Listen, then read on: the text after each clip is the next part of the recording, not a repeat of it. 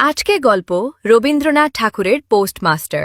গ্রামের এক নিঃসঙ্গ পোস্টমাস্টার আর একটা ছোট মেয়ে রতন, যে শুধু একটু ভালোবাসা চেয়েছিল।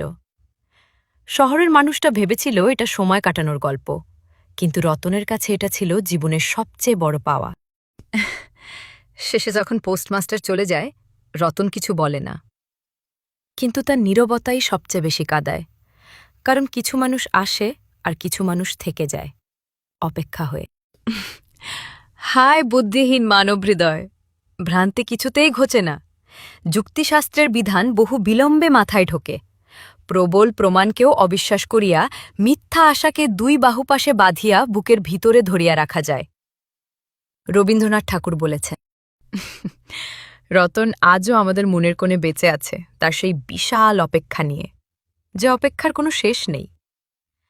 প্রিয় এই গল্পটি নিয়ে আপনাদের অনুভূতির কথা শেয়ার করুন।